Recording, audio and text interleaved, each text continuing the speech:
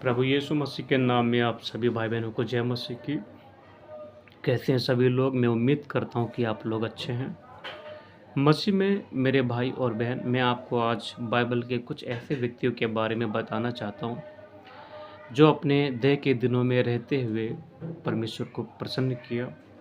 उनमें कई सारे ऐसे लोग हुए हैं जिनको परमेश्वर ने शारीरिक मृत्यु नहीं देखने दी और ऐसे ही उनको स्वर्ग पर उठा लिया।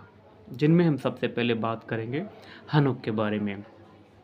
हनोक बाइबल का वो महानायक है जिसने 300 साल चलकर परमेश्वर के साथ में 300 साल तक वो चलता रहा और हमारे लिए एक आदर्श बन गया वो, और उसने अपने जीवन के द्वारा परमेश्वर के नाम को महिमा दिया और परमेश्वर उसके जीवन से प्रसन्न हुए। तो हनोक के जीवन से हमें यही सीख मिलता है, क्योंकि हमें ज़्यादा हनोक के बारे में नहीं बाइबल बताती है, लेकिन हमें जो भी मिलते हैं संकेत बाइबल में हनोक के बारे में, उससे हमारे लिए यही शिक्षा है कि हम भी अपने देह के दिनों में रहते हुए हमेशा परमेश्वर के सामने निर्दोष जीवन को चले या जिए।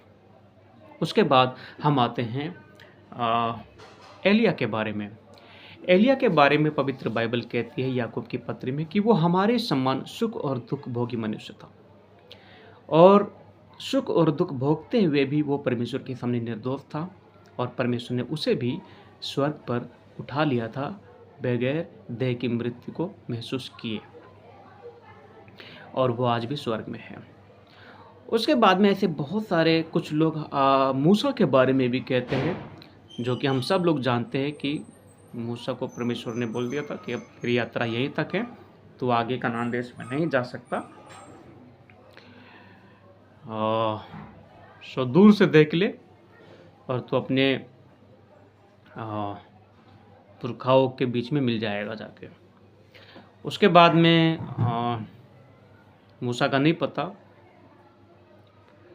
मूसा कहाँ चला गया, ठीक है। तो मूसा भी स्वर्ग में है, और मूसा के बारे में ये लिखा गया है कि वो परमेश्वर के सारे घर में विश्वास योग्य था, नम्र था, दीन था, ठीक है। तो मेरे प्रिय भाई और बहन, हमें इनके जीवन से बहुत कुछ सीख लेना चाहिए।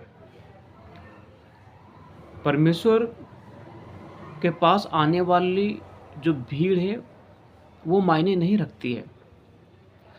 परमेश्वर के पास आने वाले वो व्यक्ति होने चाहिए जो उसके जीवन को जी सकें, जो उसकी इच्छा में चल सके, और यही तो स्वर्गीय पिता की इच्छा है कि हम उसके पुत्र प्रिय प्रभु यीशु मसीह के नाम पर विश्वास करें और उसके प्रिय पुत्र प्रभु यीशु मसीह के नाम में होकर के हम आगे बढ़ें और यीशु मसीह के जीवन को जीना शुरू करें।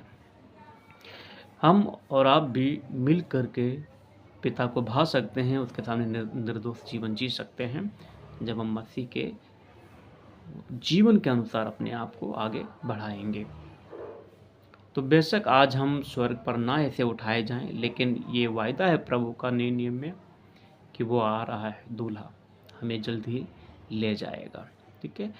और उस समय जब वो आएगा तो बहुत सारे लोग शारीरिक मृत्यु भी नहीं देखेंगे, क्योंकि वो ऐसे उठा लिए जाएंगे, और जो मरे हुए हैं वो जीवित हो जाएंगे, ठीक है। तो मेरे प्रिय भाई और बहन, आप सब मसीह में मजबूत होते रहें, अपने आप को तैयार करो एक दुल्हन की तरीके से, ताकि वो दूल्हा आए और हम सब तैयार पाए जाएं और हम सब अपने के सदा के घर में चले जाएं।